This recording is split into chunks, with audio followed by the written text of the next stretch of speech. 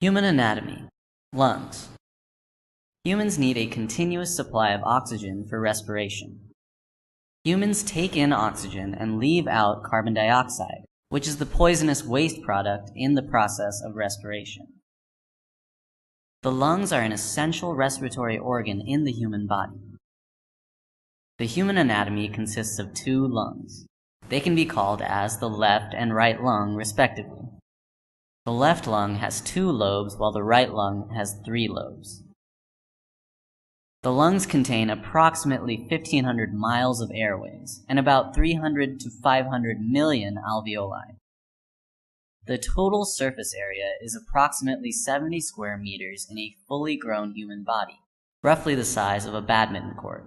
The lungs are covered by a structure known as the pulmonary pleura. The lung is an important organ that performs various functions that happen every second of our lives, out of which breathing is considered to be the most essential. As previously mentioned, the lungs take in oxygen and give out carbon dioxide. The air that we breathe in enters the human body and reaches the lungs through a windpipe called the trachea, which branches further into 2 main tubes which... In this module, you will learn about respiration in human beings. How do human beings respire? In human beings, air is drawn into the body through the nostrils. Nostrils are lined with fine hairs and mucus that filter the air as it passes through. Next, the air travels through the throat and then moves through a pipe called trachea. Trachea contains cartilaginous rings that ensure smooth flow of air into the lungs. From here, the air passes through the bronchi before entering the lungs. The bronchi are like a network of tubes that keep branching into smaller tubes called bronchioles. At the end of each bronchiole, you will find balloon-like structures called alveoli. The alveoli provide a surface for the exchange of oxygen and carbon dioxide. The walls of the alveoli contain a massive network of blood vessels.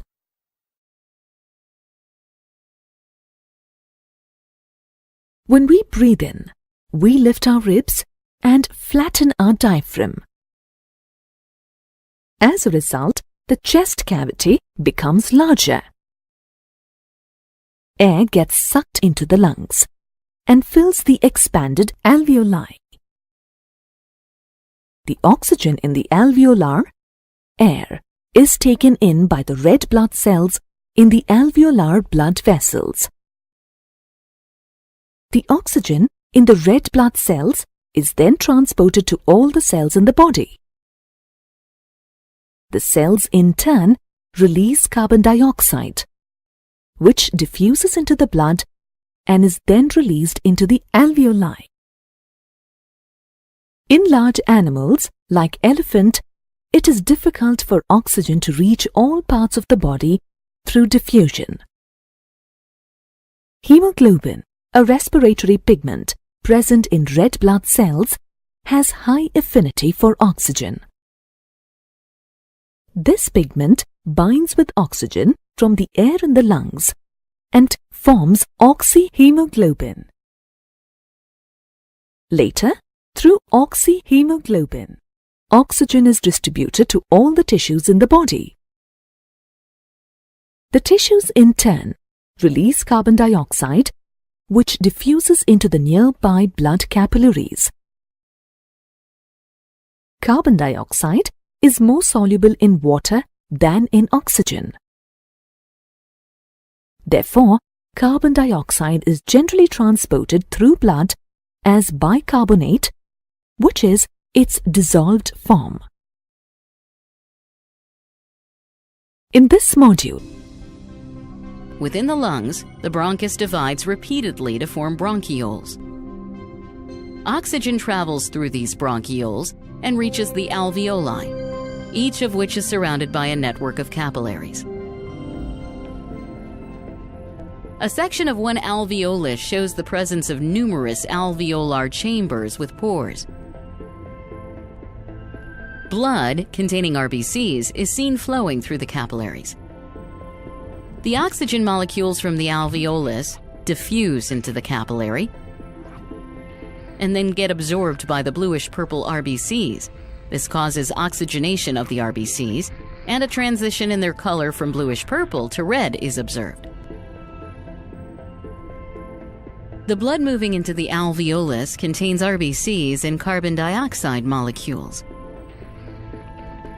These molecules are released into the alveolus. The carbon dioxide collects in the alveolar chamber. And then from the alveolus, it travels through the bronchioles into the bronchus, which finally reaches the trachea, and is breathed out through the nostrils. So the process of breathing in air rich in oxygen is called inhalation. After the contraction of the muscular diaphragm, the lungs expand, and the air rushes in, resulting in the inflation of the alveoli. During exhalation, the diaphragm moves up and the lungs contract. Thus, the alveoli deflate, causing the air to be forced out. This exhaled air is rich in carbon dioxide. This process of inhalation and exhalation is known as respiration, which is approximately 20 times per minute. Summary.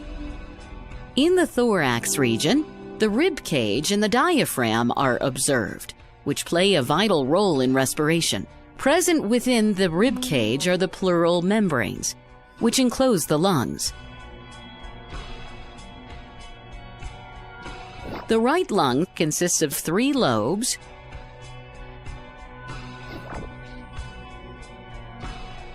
while the left lung has only 2 lobes.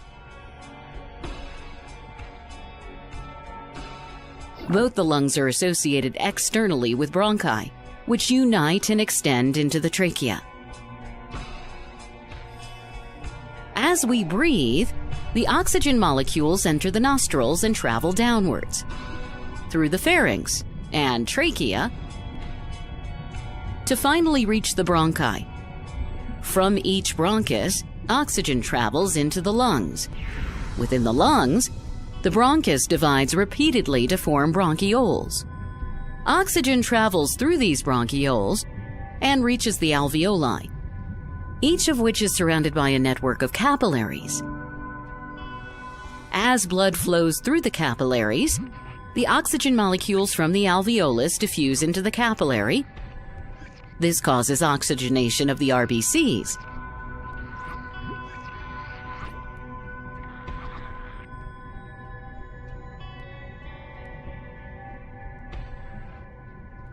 The carbon dioxide molecules are released into the alveolus.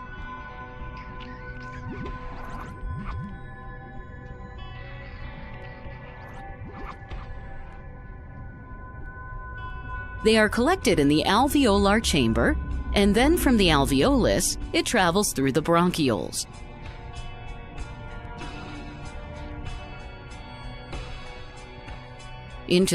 You learned that air enters a human body through the nostril. It moves through the throat and then the trachea.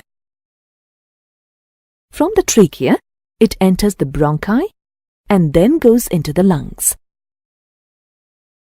The bronchi form a network of tubes known as bronchioles. Each bronchiole has alveoli at the end. Hemoglobin absorbs oxygen from the air in the lungs and carries it to tissues all over the body.